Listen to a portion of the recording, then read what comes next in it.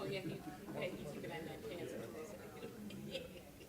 I think it's actually Christina's. I think she got it. Oh, no, I think it was, oh, I thought it was Becky.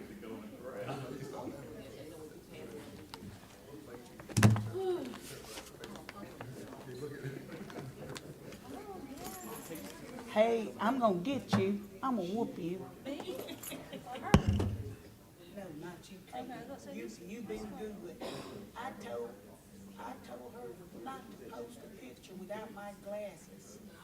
Guess what she did? The very one I told her not to You post. look cute, you look cute with your glasses.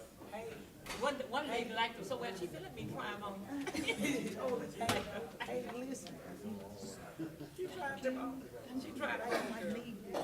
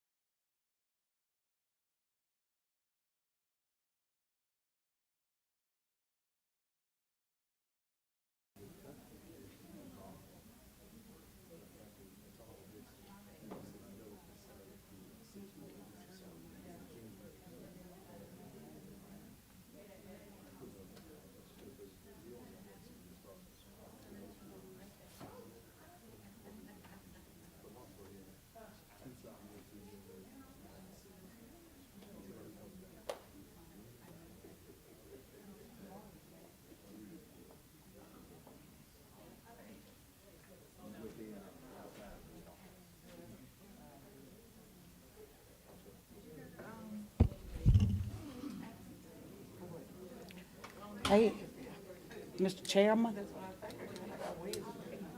Mr. Chairman.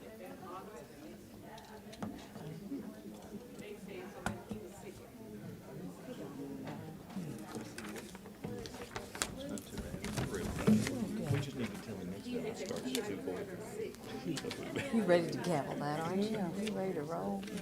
Here you go, Mr. Bowman. I'll hit the gavel on you, sir. Don't hit it.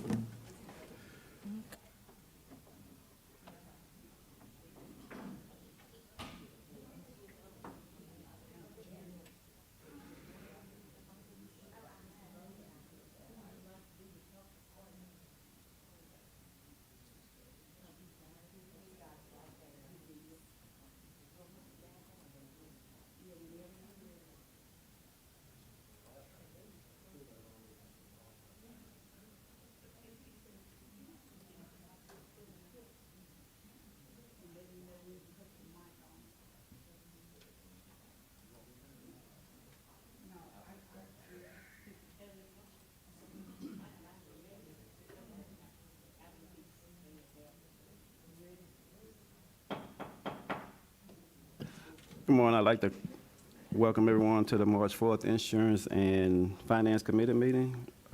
Committee members include myself, Dottie Bell, Kate, is it Tramiel, and Stephen, it's not here, right here. I saw him, didn't I? Okay. Please respond to the roll call.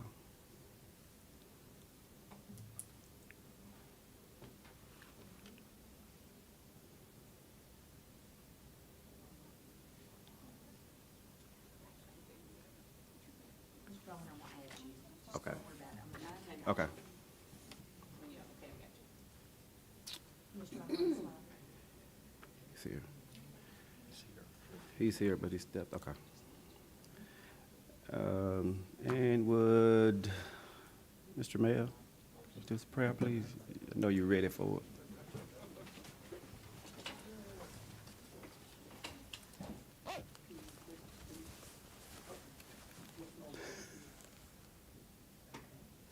All right.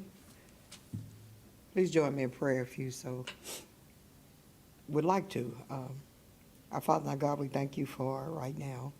We thank you for the opportunity to be here to meet with the Insurance and Finance Committee. We pray that we would move in the direction that you would have us to go, and we will keep in mind that we're working for the building of the school system and our children.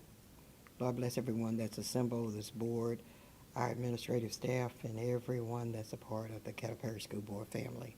It's in your name that we pray and we ask it all, and we say, amen. Amen. I pledge allegiance to the flag of the United States of America and to the republic for which it stands, one nation, under God, indivisible, with liberty and justice for all. Thank you, Mr. Mayor.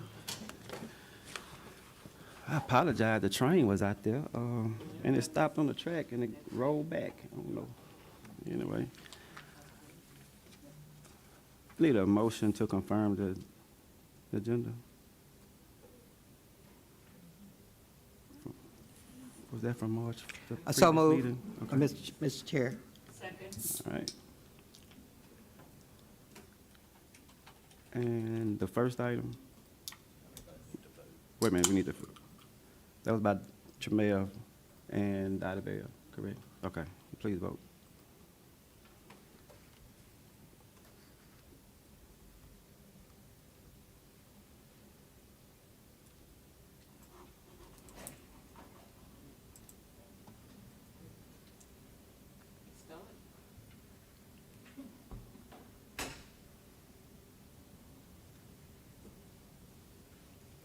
Was he able? Okay. Now we got it. All right. First item on the agenda is our presentation of the annual comprehensive financial report. I'd like to ask Mr. Jeff Howard to come up, please. Good afternoon. As you all know, we are required each year to have an annual independent audit from an outside accounting firm. Today, Michael Gould and Tom Sims from the accounting firm of Carr, Riggs & Ingram are here to present the results of that audit.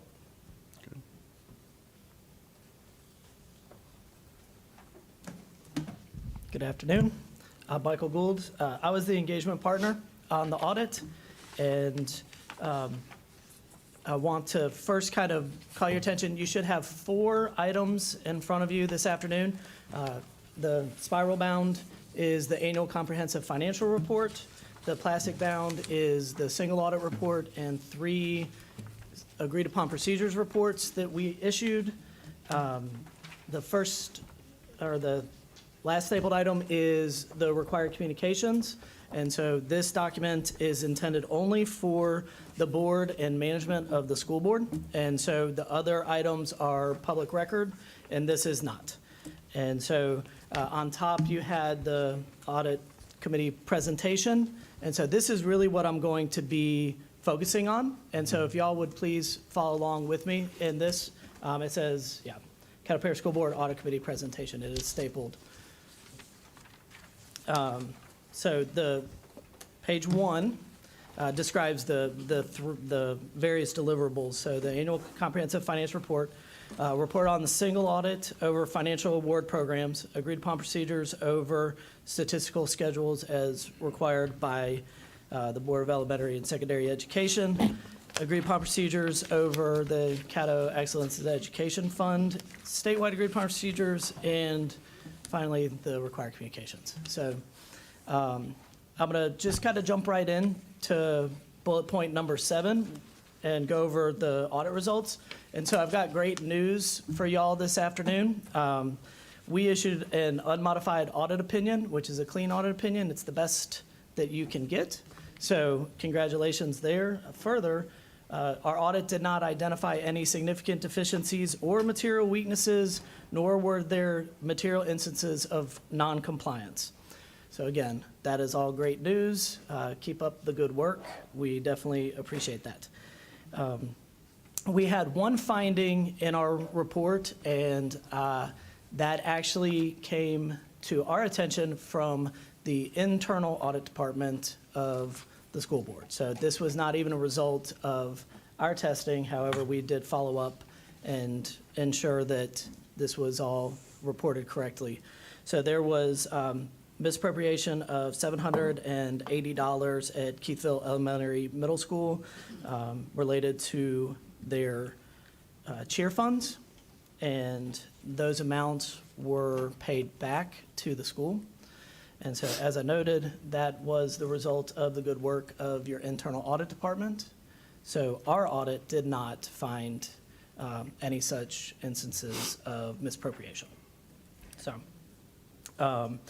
in addition to auditing the financial statements, we also performed a single audit over federal award programs, and we selected Title I and special education. This is bullet point 11 on page 1. As major programs to test compliance, and we had no findings related to compliance for those 2 major programs. Further, because we had no findings, we did not issue a management letter. So again, I come bearing really great news in terms of how the operations of the school board were financially during the fiscal year ending June 30, 2024. If you would please turn over to page 2, I'll go into our agreed upon procedures results. So if you've heard me present these before, sometimes more than once per year, you'll know that agreed upon procedures are binary, and we are told exactly what to do and how to do it. And we then report back the results of the procedures that we performed. And so we either report that there were no exceptions, or we report what exceptions we may have found. Now, there's a very clear distinction here between an exception to an agreed upon procedure and the findings that I was discussing earlier. So none of the matters that we identified within these agreed upon procedures were significant enough to give rise to a finding. However, because of the binary nature of what we're doing, we have to report even if we see 1 cent that is different.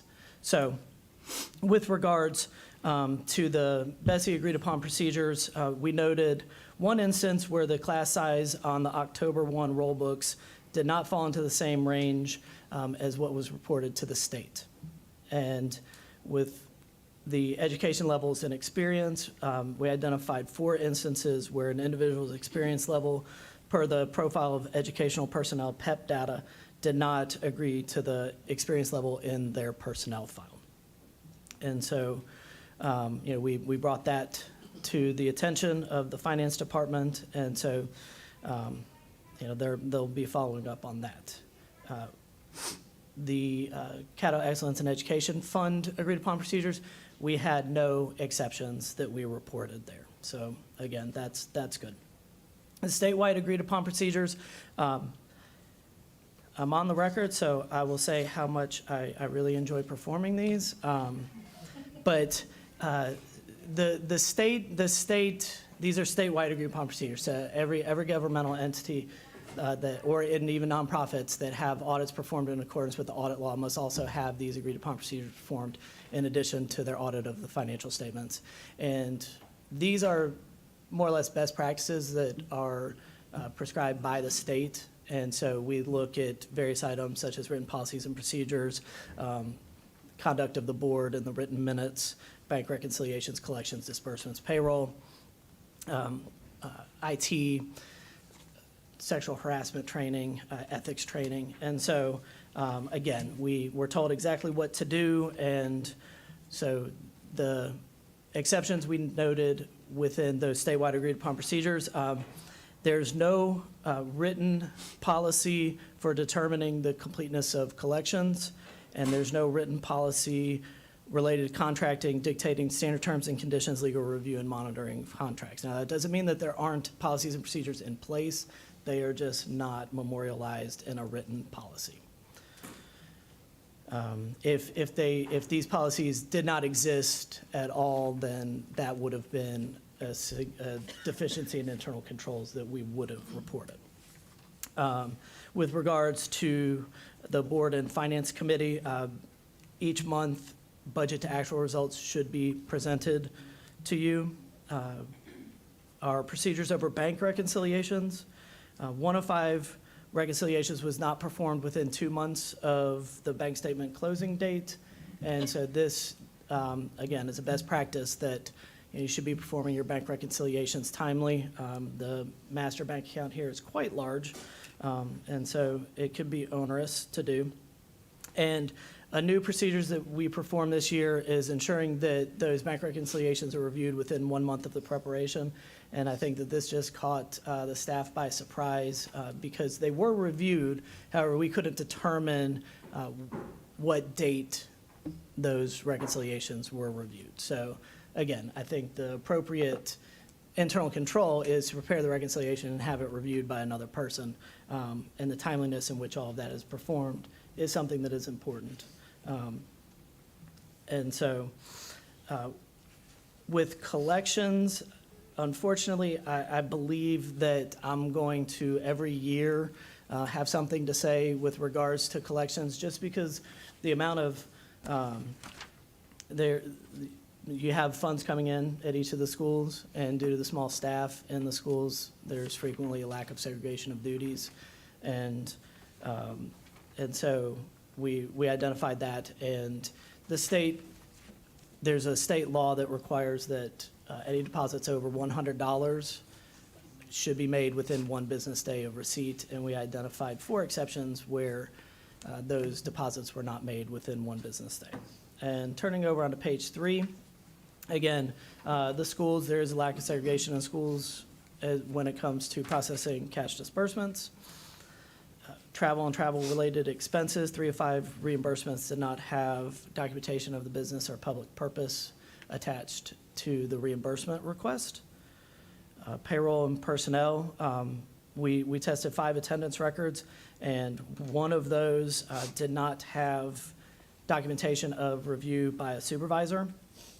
And with prevention of sexual harassment, there's annual training that should be performed by all employees, and for 1 of the 5 employees that we selected for that procedure, there was no documentation that they completed that training. That's not to say that they didn't, just the documentation was lacking. And there's a report that the state requires with regards to sexual harassment reporting, just the number of cases that report how they were handled at the time and things like that. That must be prepared by February 1st each year, and that report was prepared but was not prepared by the February 1st deadline. So that was a mouthful, but again, the statewide agreed upon procedures exceptions are not the same as a finding and are not as severe as a finding. However, they are best practices and something to consider as room for improvement. Turning over to page 4, I'll touch briefly on the actual financial results of the school board. This is for the year ended June 30, 2024, so a little bit old at this point, 8 months old. But on page 4, this is the summary of the statement of net position. And you can see there that total assets increased by just over $63 million. And the majority of that is in your cash and investments, which is a good thing. That is where you would like to see those increases. Capital assets also increased due to capital outlay that was primarily related to buildings and improvements at the various schools. And if you look down in the liability section, you'll see long-term liabilities decreased by $77 million. I'm going to talk about that in a little more detail in a second, so if you would please flip over to page 5 with me. This recaps your revenues and expenditures during the year. And there was an increase in net position of $100 million during the fiscal year. And so that is good news right there. But there is still a deficit net position. So the statement of net position reports all of your assets and all of your liabilities. And so that's why I want to talk about the long-term liabilities, because a significant amount of this deficit net position is related to pension and other post-employment benefit liabilities, which are not expected to be liquidated in the short term. And so the revenues increased just over 5% year over year, and there's a $14 million increase in ESSER revenues during the fiscal year, and I'm sure you're well aware that all those funds needed to be appropriated by, I believe, September 30th of last year. So the 25 fiscal year is the last time that we're going to talk about ESSER. It's gone away. Those were COVID funds, and they have all been spent at this point. And there's an increase in other general revenues, and that's primarily related to investment earnings. So I think if anybody pays attention to the stock market and interest rates, you're aware that interest rates are up, and the stock market has been doing really well over the past several years. And ad valorem tax revenue also increased, and that is primarily a result of increase in assessed values by the Caddo tax assessor. And expenses decreased by $53 million, and the vast majority of that decrease, $75 million of a $53 million decrease, I'm not great at math, but I think 75 is bigger than 53, is related to changes in the pension and other post-employment benefit liabilities.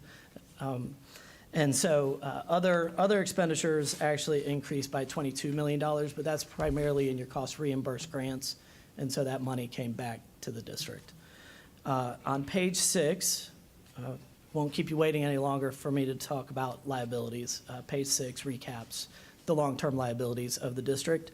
And you can see here we've presented bonds payable, other liabilities with beginning balances, additions, deletions, ending balances, and amounts due within 1 year. So just real quick, so the amounts due within 1 year is $60 million. The total long-term debt is $1.5 billion. So that's kind of to my point of, some of these liabilities are very, very large. Your other post-employment benefit, OPEB benefit liability, that's over $1 billion by itself. And that's primarily providing health care benefits to retirees. And so every single employee that's currently employed and every retiree that's currently receiving benefits all go into the calculation of that $1 billion liability. So, a young teacher who's fresh out of school, 22 years old, is not going to be drawing retirement anytime soon. However, the calculation of their retirement is included in this liability. So this is projected over an extremely long period of time, which is why it is such a large liability. And similarly, the net pension liability is $388 million. And these are all state plans that the school board participates in, and the liability is allocated. And so the reason for the significant decrease is the $75 million in decreases is really related to interest rates. So these liabilities are determined by actuaries, and I'm not an actuary, I'm an accountant. And so I don't know all the voodoo that they do to come up with these numbers. But one of the biggest driving factors is the increase in interest rates. And so there's an inverse relationship between interest rates. Interest rates go up, liabilities go down. And so that's what you're seeing here with that $75 million decrease. There was a general obligation bond issue for $8.5 million during the fiscal year. The addition is actually $8 million, so there was a $389,000 premium on that bond issue. And so for the most part, the decreases are related to those pension and OPEB liabilities. And then on the last page, page number 7, is kind of a recap of the last 5 years of workers' compensation and medical and prescription claims. So the district is self-insured, and so these are liabilities I'm sure, you know, the Finance and Insurance Committee is keeping a close eye on. So I guess the good news is the workers' compensation liability is not increasing, and it's decreased over the past 5 years, as well as the accrued claims liability decreased to $8.5 million, down from $10 million in the prior year. So those are positive trends. And that is the end of my prepared remarks. And if there's any questions, I would do my best to answer them. All right, thank you. Does any committee member have any questions? No? I did briefly, real brief. I'm sorry. Sorry, I pushed the button, but I don't think you can see it on, are you the one controlling the buttons? No, these not X-ray, so I Oh. can't see it. I'm Sorry. sorry. I have Okay, I got you. Ms. Okay. Katie. All right, a lot of this is very complicated stuff, and Yes. I'm glad that we pay good people that really understand these things. I mean, from what I hear, though, this sounds like we're doing really good. Yes.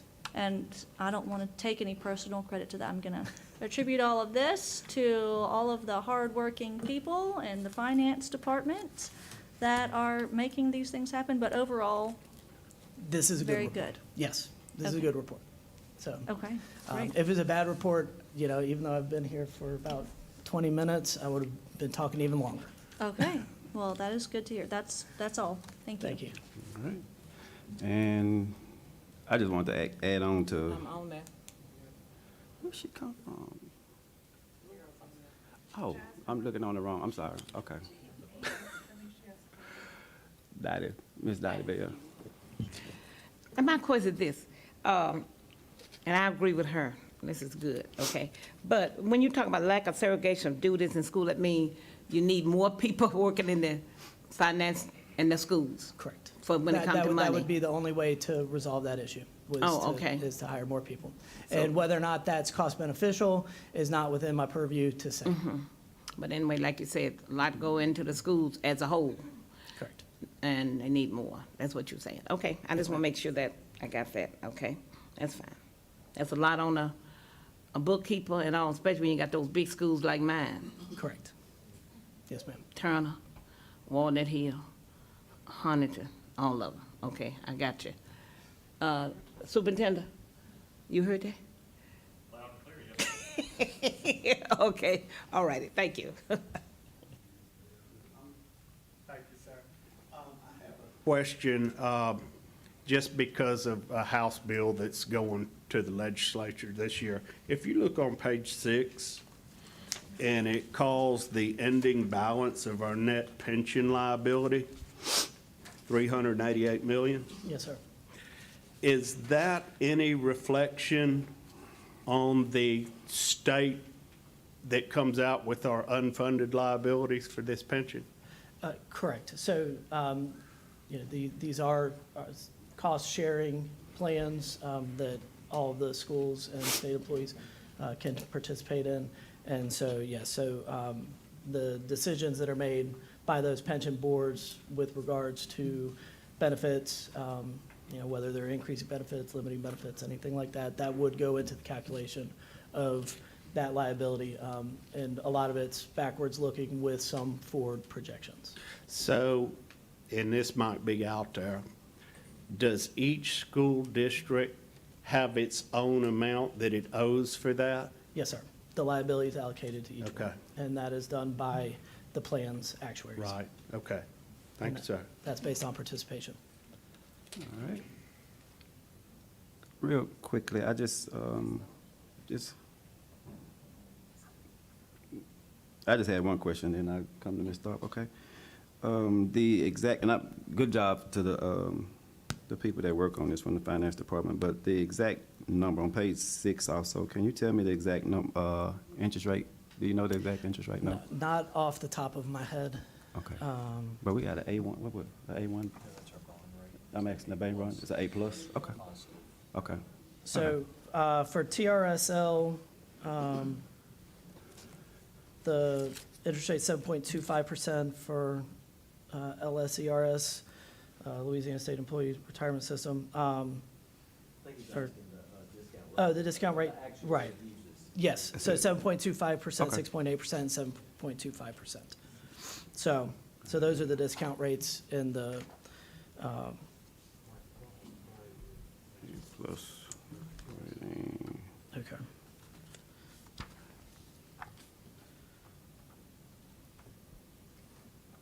Plus, okay. And Miss, The,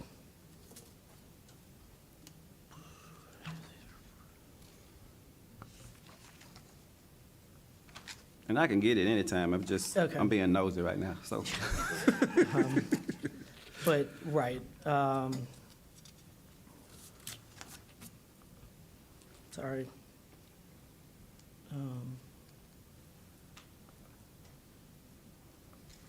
Well, I apologize. It's fine.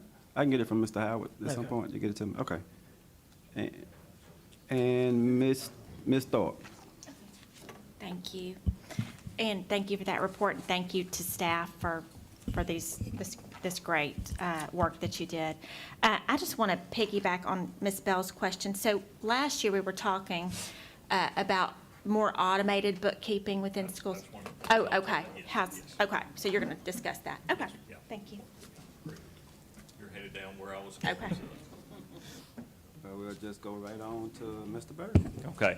Well, as everyone has said, staff, thank you. I mean, I know Great many staff. times when you've got a very, very efficient, tough financial staff, they've got sometimes the hardest job in the building because they really are making very tough decisions. And of course, this report. Mr. Gould, I'd love for you to, everything's really in context. We're Correct. seeing this as a standalone report. Yes. Can you, in comparison, not to any specific districts, but to possibly other districts that you're working with and you're seeing, the efficiencies, the processes, the work that you're seeing, put that in context for us. I would say that my staff loves to work on this audit. You got a great team here. The finance department, the accounting department, the internal audit department. You have great folks. Strong, robust system of internal controls, which really helps to facilitate the work that we do. So you really do have a great team, and operationally, the district is cracking right along. And it really is a good audit and a good district. And really going to what Ms. Tharp asked about, our plan is to increase a lot of those efficiencies by going to more of a centralized process for all of our bookkeeping. And so as we have retirees, as we are transitioning schools and have people retiring, then one of the things that we are doing is trying to bring a lot of those services here to central office. Because really in 2025, we can do that much more because of a cashless process that we have. So I know that is something that Ms. Duffield has led, and she's wanting to increase that. And I think that will only give us future success in this area. So. Absolutely. Anyone else? Well, thank you. Thank you so much. All right. We appreciate the opportunity to be of service. Thank you. And we'll move on to the next, to agenda 1.05. Financial updates. Okay, I just wanted to give a brief update on something that has come to light, I think, in the last day or two. As far as sales tax rates, we are, in our parish, we are at the constitutional maximum authorized by the state as far as the local sales tax that can be levied. We have, and our bond council's been trying to talk us into this for a few years, and we've been having discussions back and forth about whether we need to do this or not. But we've decided to ask one of our local legislators in the House, Mr. Mellorine, Representative Mellorine, to carry a bill for us that would allow us, it would authorize the school district to increase the sales tax by up to 0.5%. Now, what does that mean? Does that mean we're going to the voters to ask them to do that anytime soon? No.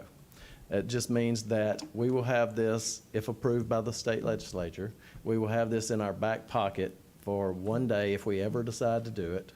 We may never decide to do it. We may decide to do it in 5 years, 10 years, I don't know. We may never. But what it will do, there are a couple of benefits to that if we ever decide to do that. The number one, it would allow you to move away. You could sell bonds and have them secured by sales taxes instead of property taxes. And the big benefit to that is that a sales tax is assessed in what they call perpetuity, which means it's forever. You don't have to go back to the voters and get it approved every 10 years like you do in property taxes. So if we ever decided to do that, the idea would be to lower the property tax burden and assess this sales tax if the voters approved it. So we're not trying to add, we would not be trying to add an extra tax burden on the taxpayers. Another benefit is that if we have this in our back pocket, it's approved by the state.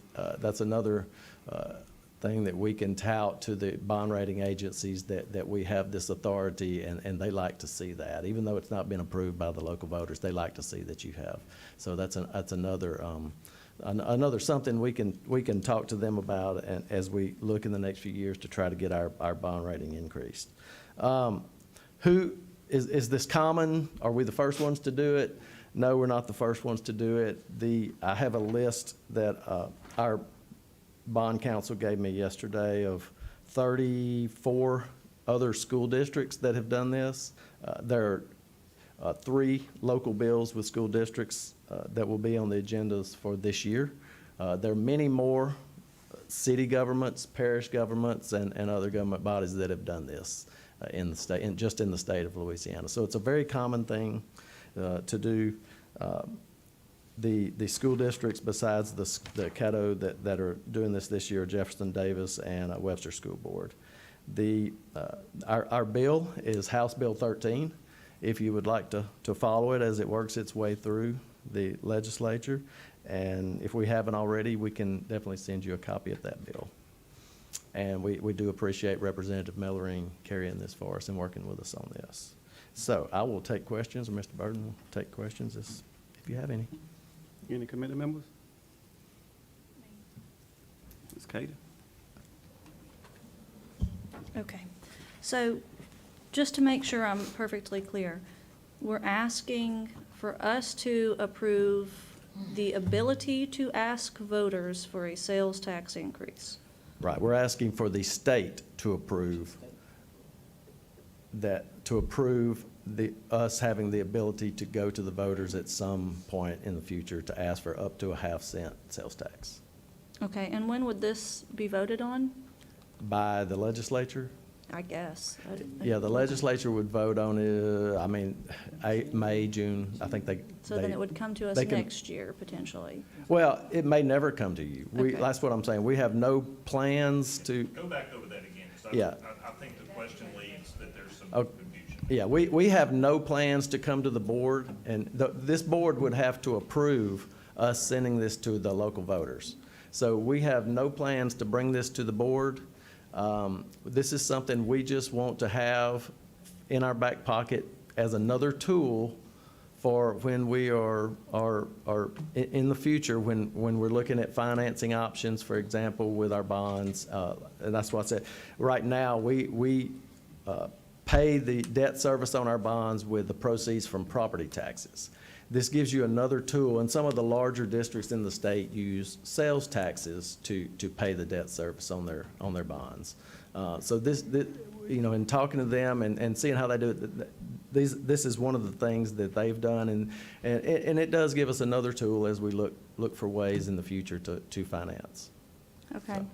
I will say, my parents always taught me, just because everybody else is doing it, Well, doesn't mean it's the right thing Yeah, to do. and we would never do that, but if we didn't think it was the right thing to do. So we're also voting on a millage renewal at the end of this In March month? 29th, correct. Okay, so then if we were actually considering lowering property taxes to accompany this increase in sales taxes, then we wouldn't be pushing for a millage renewal. Right. That's why we're not pushing for an increase in Yeah, sales tax. yeah. That's why we as staff are not recommending to you to do that. The only thing that we've done is provided all of the authority to be within you, the local body, because we've taken the decision away from the state. The state would have to provide legislative authority for you to do that. Only thing we've done is we've checked that box for you. This all came up out of the discussion of what recently happened in the legislature, what the state is doing around tax reform, and the impact of their tax reform, especially even what's coming through the constitutional amendments at the end of this month, what that might mean for our district, especially in the change of ad valorem taxes. And so because of that, the conversations came for us to be able to have conversations with bond counsel about what are all of the prudent decisions this board should be making. And he reminded us once again, we've asked for years that we think you should, as a district, go ahead and get legislative authority passed. Get that done in case ever in the future you want and you feel, because of whatever is the climate at that time, we feel you should switch the burden from property tax to sales tax. And so that's the only thing staff has done, is again, remove the legislative burden. So it's only in you as a board member's responsibility in case you ever want to do that. And as Mr. Howard has said, we're not advocating for that now, and we're not advocating for it next year. But we wanted to be able to give it to you in the future in case you ever did. I don't necessarily want to switch the burden from property taxes to sales taxes, because that means every time, I don't want to switch the burden at all, I want to lower the burden. Because that means every time we go to the grocery store and spend $1,000 on groceries because they're so expensive, we're now going to pay even more. That means baby diapers are going to go up for everybody. That means everything that we purchase is going to cost more, so that burden's going to be spread out on everyone. We all have to buy stuff to live. So moving the burden from property tax to sales tax, I don't agree with it. Well, and again, staff doesn't either. At this time, it is not something that we're advocating. But we wanted to give you, in case 5 years down the line, there was a reason for us to have that as an option.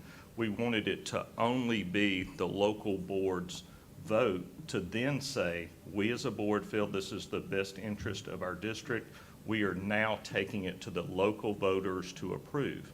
Staff's not telling you to do that. We're not advocating for that. Again, the only thing we've done is followed our bond council's recommendation to go ahead and get rid of the get the legislative authority for us to do that. What's our current bond rating?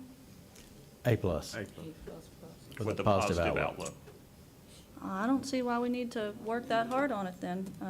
I think that completes my questions. Thank you. All right, thank you, Ms. Katie. Is that Mr. Umlin? Yes, sir. Yes, sir.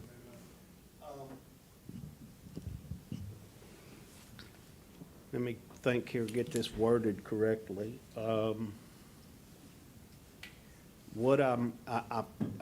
Now, I like the idea of sales taxes, don't get me wrong, because it's evenly spread through everybody, okay? That's not a bad thing.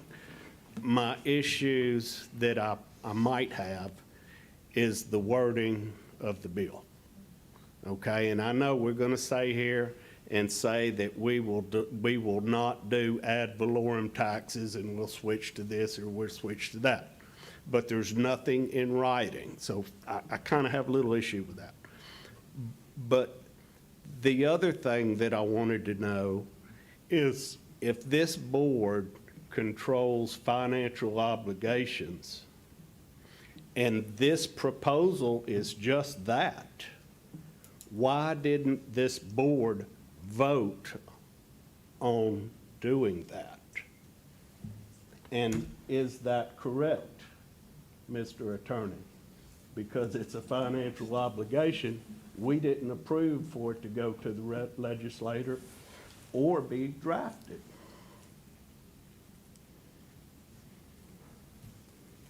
That's what we're doing.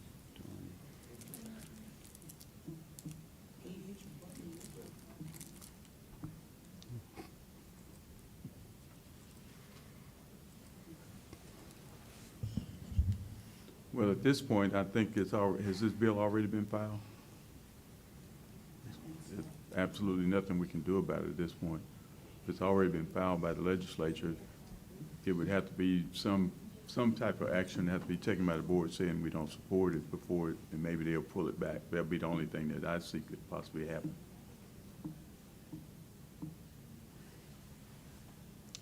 Okay, that's all I have. Mr. Elney, if I may, staff always wants to do the work that's supported by the board. After our discussion with council, it was recommended, this was something that is typically done by staff. So because staff would make the recommendation for the legislation to be considered, again, you as the board would step in and decide, we want to then, as a governmental entity, propose this to the voters. So we did seek bond counsel advice on that, and that was the direction that we were given. So it's certain, I just want you to know staff was certainly not sidestepping your authority as the board. We followed the advice of our counsel.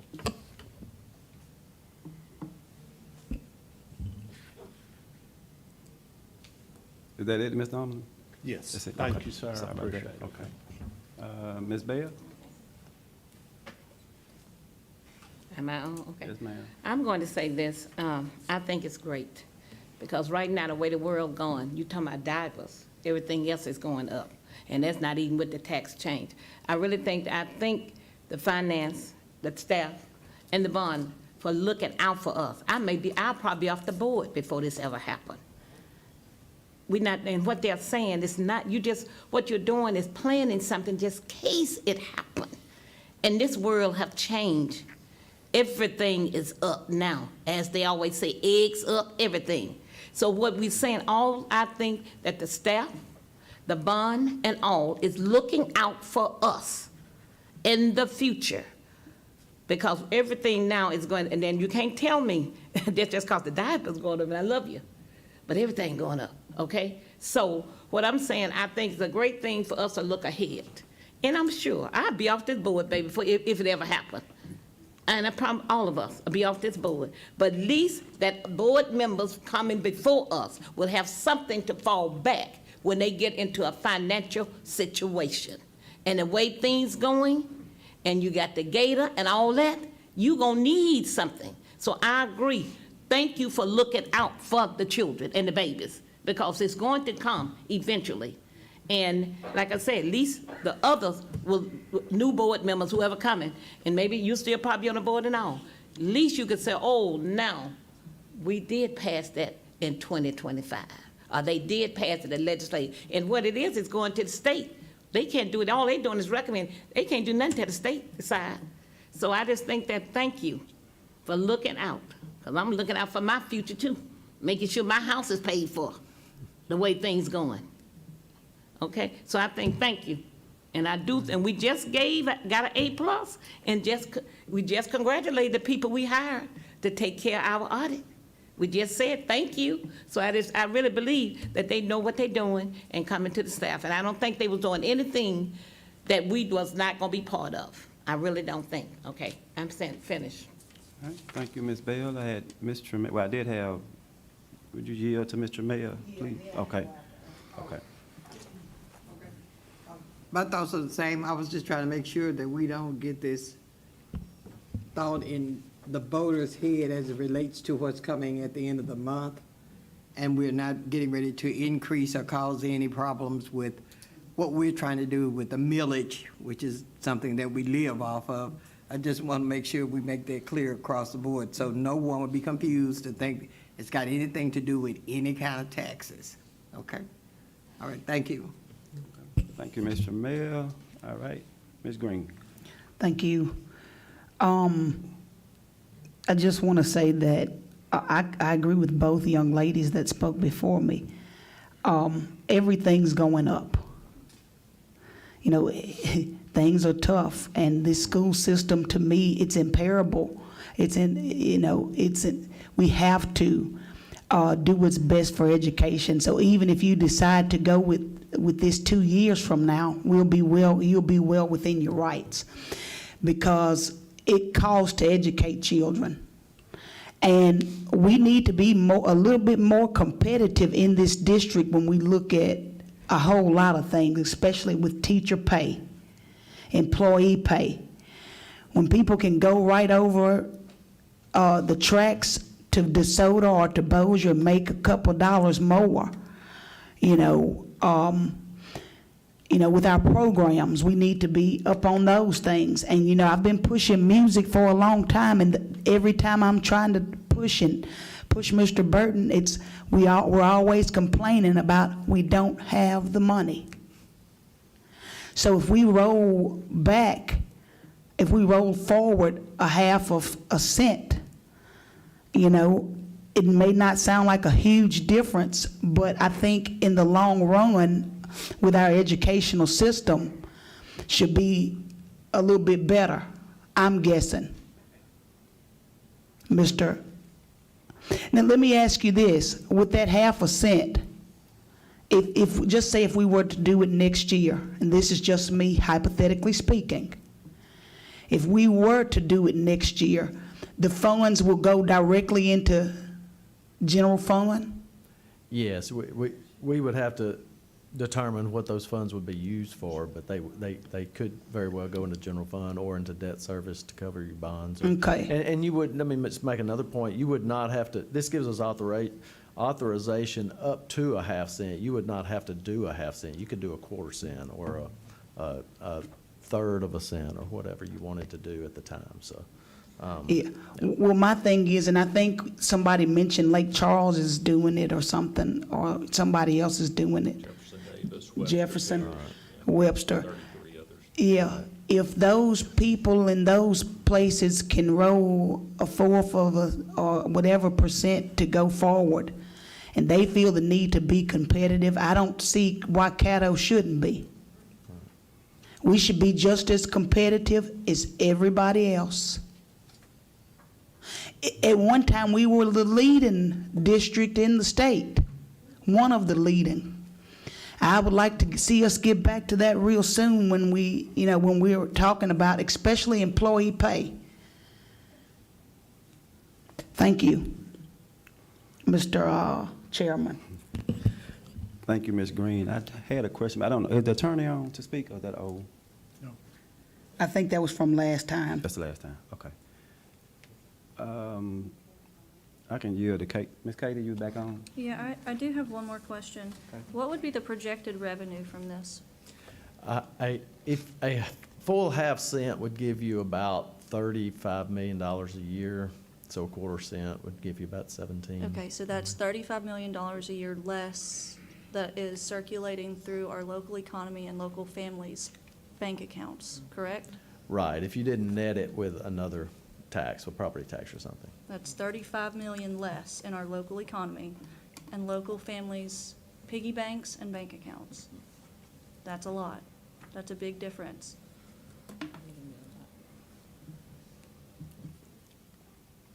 Okay. And my final Mr. Umden, I'm sorry. One more question, Katie, hit on something that struck with me.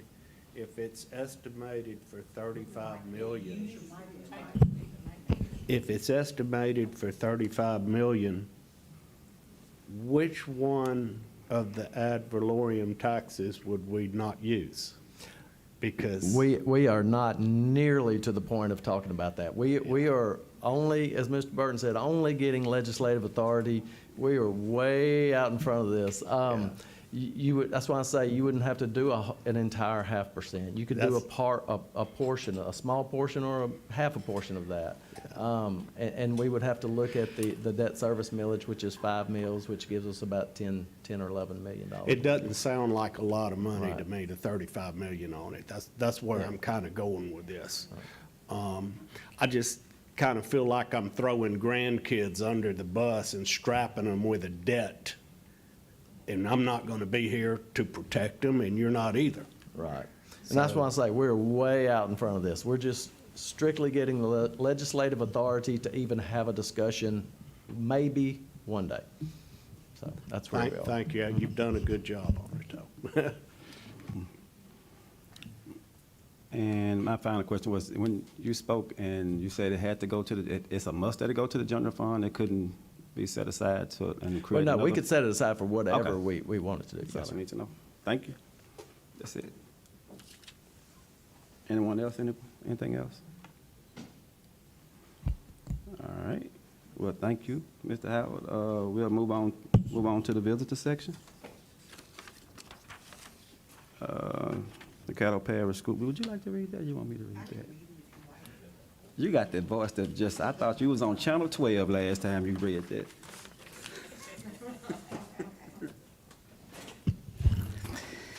The Caddo Parish School Board welcomes your input and comments regarding this item that are on the committee meeting agenda. If you would like to speak regarding an item on today's committee meeting agenda, please come to the podium, state your name and address for the record, then make your remarks to the entire board. Please limit your comments to no more than 3 minutes. A time clock on the monitor screens will help you be aware of your time. When the time runs out, your time is up. It is the board's policy not to respond individually to members of the audience. When appropriate, the board may refer concerns to staff to be addressed. As this is a public meeting, we ask that you refrain from referring to personnel by name or incident. In accordance with school board policy, derogatory statements about or directed at a school board member and any employee or any other person shall not be allowed. Thank you. Mr. Bowman? All right, thank you. Who we got?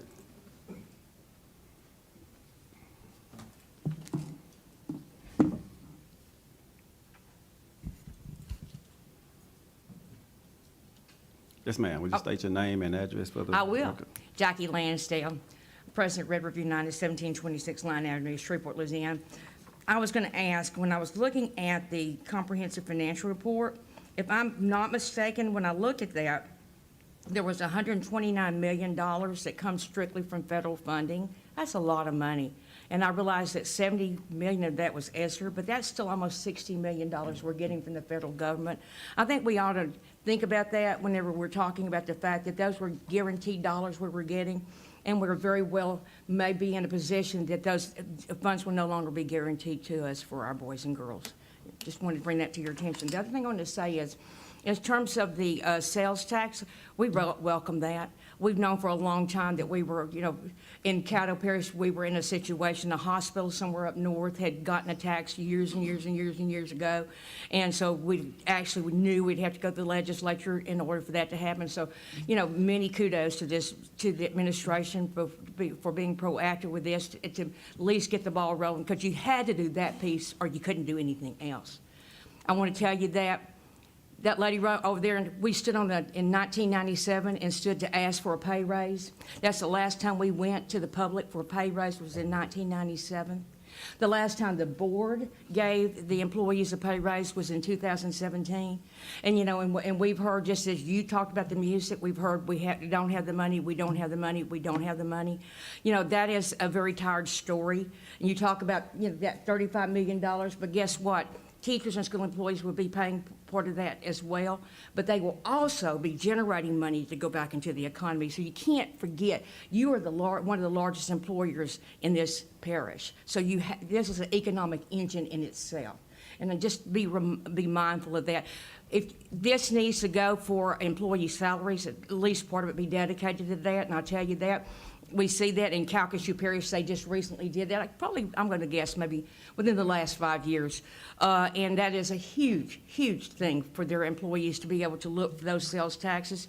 That's one way Red River has made themselves one of the highest paid in the state is through sales taxes, Webster Parish through sales taxes. So, you've gone for bonds since that when you went in 1997. You've not been tremendously successful for that. People, you have been reluctant even to roll forward. This is a place that we can go.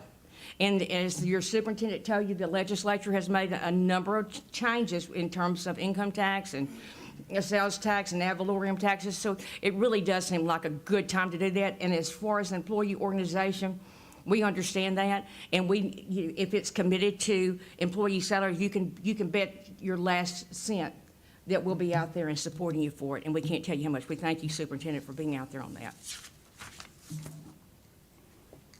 Thank you, Ms. Lansdale. Good evening. John Glover, 9100 Walker Road, apartment 217, Shreveport, 71118.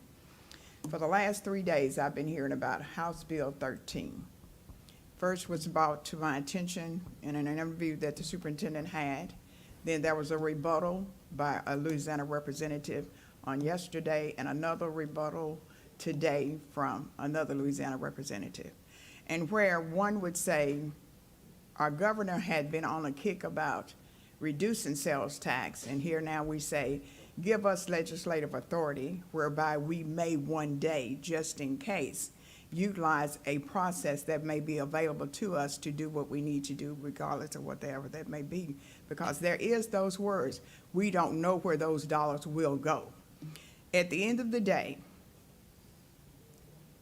however we dress this up for a sale, we need to make sure we're selling what we're selling and that we can produce what we're selling. We talk about salaries. Yeah, just not long ago, we just saw me, a retiree, as other retirees met an increase in our benefits. We were all said to have and were given this opportunity to join Blue Advantage because it was going to be a savings not to us so much, but to the board. So we need to be mindful. We talk about transparency, and we need to make sure that transparency is at the helm of what you're asking for. $35 million may not be a lot for a lot of you all. It's for me. I'm on a fixed income. And I don't care how you want to sit here and spread it and say it's going to be okay, because it's going to go this way or that way. And then we still have to get the legislature to approve it. And just in case they do, we have this resource available to us. Well, half the time, we don't even know what you're doing with the monies you have. We really don't. I can look at a budget. Even the language in the budget does not and is not as clear as it should be to me, a layman's person. Yet, that information is there. So I ask that each of you all consider what you're doing and who you represent, because I think we kind of got it backwards. Because you all are elected persons. You have a higher, who is the superintendent. He answers to you all, not vice versa. When Mr. Omlin said, we knew nothing about this, he was correct. I didn't know anything about it. And excuse me for calling your name because I wasn't supposed to do that. But that was a slip. When you don't know and you're asked to support, you need to know what you're supporting, is all I'm saying. Because we ourselves are worthy of what we have worked hard to achieve, and we want our school district to be the best it can be. But Okay, right now, thank you. Your time is direction- up, Ms. You took my time up before the thing even turned red, Mr. Bowman. Thank you. All right, have a good day. Do we have any more questions or statements to be made today? Any more? Mr. Mayor? Second. We moved by Mr. Mayor, second by Dr. Bell. Please vote.